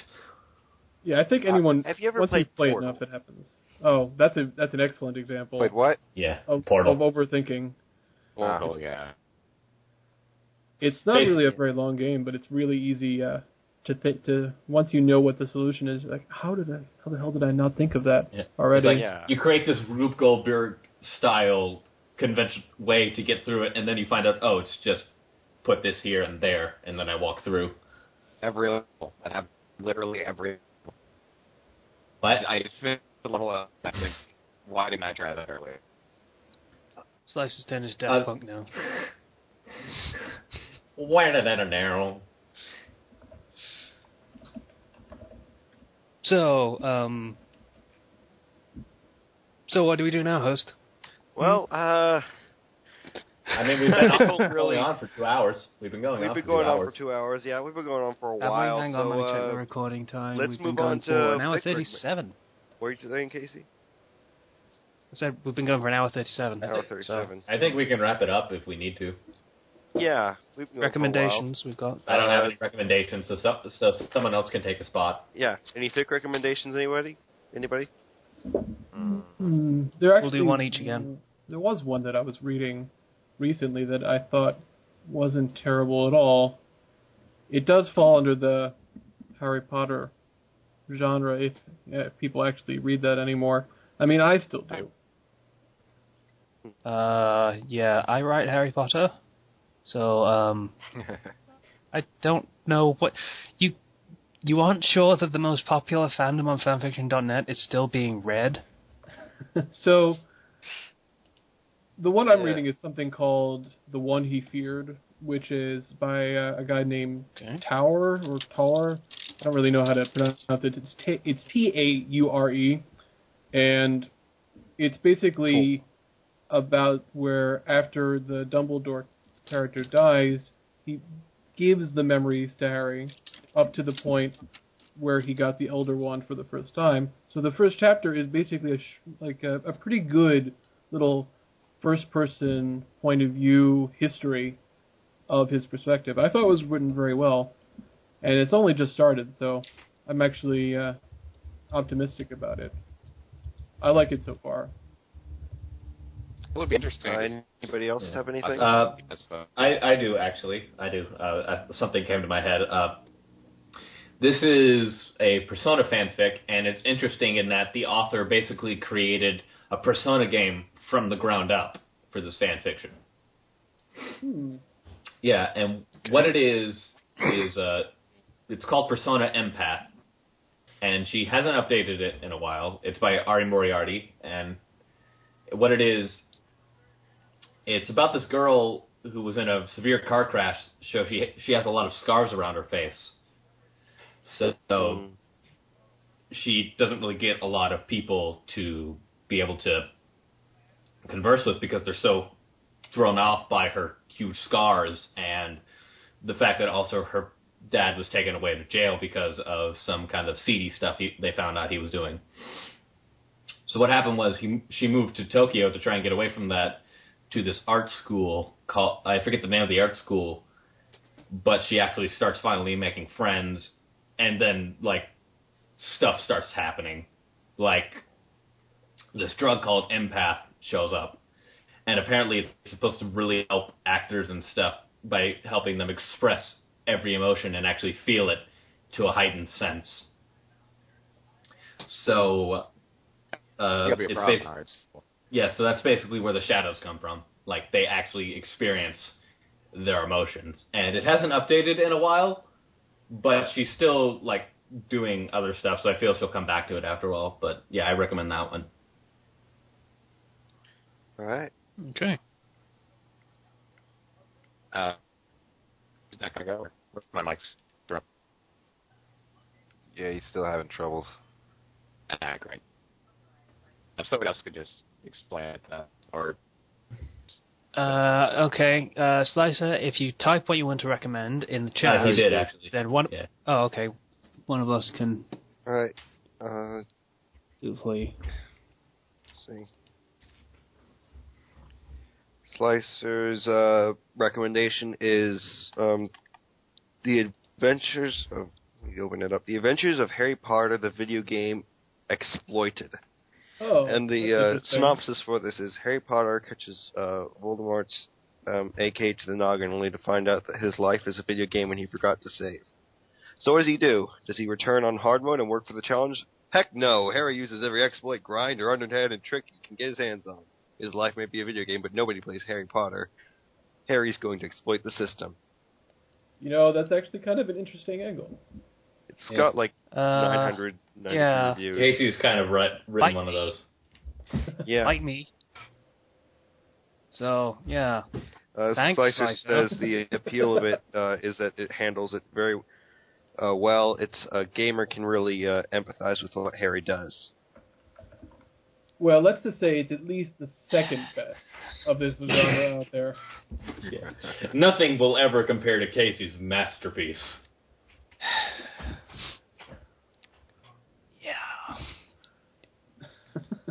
No cheese. Yeah, no, I'm sure this guy just copied you. Yeah. Actually, hang you on. should sue him. Actually, yeah, he started this in September, so he might well have copied me. I don't know. It's entirely possible. But, I think I've read some of this guy's stuff before. Michael Suave. All right. Yes, Spark of Genius. That's also a good pick. So, this guy does good stuff. And he's copied me, so, you know, he's got good taste as well. You know how that works. Dick. Well, I'm looking at his profile, and I see that his first story, he said he used two of the pet peeves I have, where he says manipulative dumbles and bashing. And that little nickname, I think, is stupid. And I think that really. I think bashing is also stupid. But that doesn't mean I won't read his new one, because, you know, I'll give it a chance. Okay. I think we need to have you on another podcast so that we can have a conversation, you and I. Let's take this outside. Yeah, okay. Just we take now have 10 a topic paces for and turn next week, around. I guess. And right. All right. There's keyboards? Keyboards are coming? No, they just throw TV tropes at each other. Trying to find trying to see if you can think of the more obscure one. Oh, Got there's it. so many. Fan fiction Bible fight. Or just come up with insulting TV tropes and just try to insult the other person with tropes. Oh yeah, well you've experienced the loss of author existence. Word of God says you suck. That one's pretty good. I don't think you can really top that one so easily. Your mother was an eldritch abomination. Anyway, all right. I'm not the host anymore. Damn it. Yeah. All right. So, does anybody have any more recs, or are we good to end it? You suck at this. I got one. I got one. Ken, all right, I got one that dials a little bit into my expertise of writing. One would say it's a Naruto crossover with the Negima universe. It's called let's see what's it called. Happy Families Are All Alike by a writer named Dragon Jack. I talked to him some. He's a pretty cool guy, and I think he writes this story really well. It's basically Naruto in an alternate universe at some point where like Danzo becomes Hokage in this alternate universe, and Sarutobi sends him away. And around a year or two afterwards, he ends up somehow getting sent to the Negama universe in a situation or whatever. And it's like a slow build at first, and it's probably like 13 chapters and like 150,000 words. It's kind of slow burn, but I like it. And it takes a different kind of take. Like if you read most Naruto Negi crossovers, Naruto's older than Negi, kind of like dominates the relationship, like he's like old brother or whatever, that kind of generic thing. In this one, Naruto's like around his age and everything, and it's different. That's all I'm really gonna say about it, and I think it's worth a shot. I like it. So yeah, it sounds interesting. You go. I could explain it better if I had more time to think on it, with like the recommendation and everything, but it's different, and it's a good kind of different to me. I like it. Naruto's got a few problems because of the way you live, like mentally at least. Like first of all, he doesn't like anyone touching him at all. Oh, I'm the same way. Which is like, I think it's interesting how they're going to solve that later on, but that's just one thing.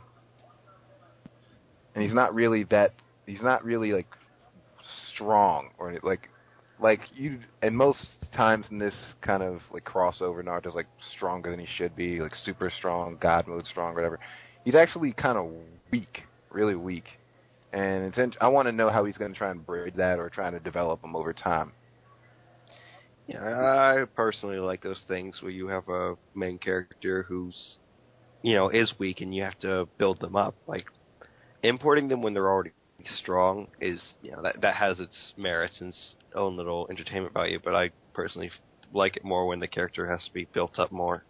Yeah, that on its own, if you like that, it's worth giving this one a shot. There aren't any fights to the point in the story yet. Fights are really not the whole thing in really most stories. There are stories that can go perfectly fine without a single fight. Yeah, I know. I'm just saying. It's just like, he's got problems. They're not solved yet, then they're pretty deep problems. Mm-hmm. All right. Zero, your recommendation? What? I'm stealing your hosting duties because you were rubbish. You know what? I would have actually been a lot better if I was paying attention most of the time. It's just I got Assassin's Creed 4 right in front of me. So excuses. Yeah, it's a very viable excuse, considering that I didn't get to play it all of yesterday because I was working all day. All right, so my recommendation. Your recommendation. Give me a sec, actually. I have to. You ever have that thing where people just keep sending you private messages on fanfiction? Yeah. Yes, but mostly because I respond to reviews personally. No, mostly because no one cares about me. Oh, poor baby. Whatever. Fuck you. Do you want me to vamp for you, Zero? Let's see. While you're looking. There was one I remember. It was Legend of Zelda and Fairy Tail. It was Link, Mage of Fairy Tail. Where basically, after Ganondorf is defeated, he attempts to drag Link into the dimension of banishment with him. And then Link fights back, but the two end up getting hurtled, into different areas or whatever, and Link ends up in Fairy Tail. I think I started reading that at some point. I haven't read it in a long time. It looks like it's 34 chapters now. I read it started reading when it was first starting out. I think, and it's grown a lot, and they really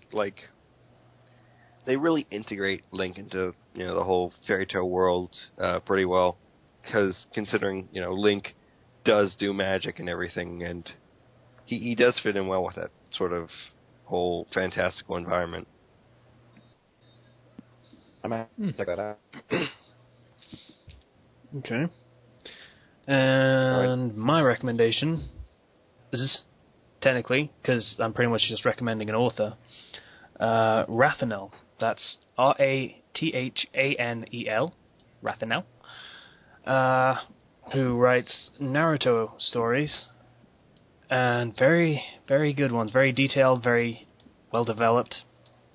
First one would be The Empty Cage. Basically, the sealing goes wrong with the QB. It doesn't work properly, and Naruto gets killed, but the QB still gets sealed inside his body and takes over. Ooh.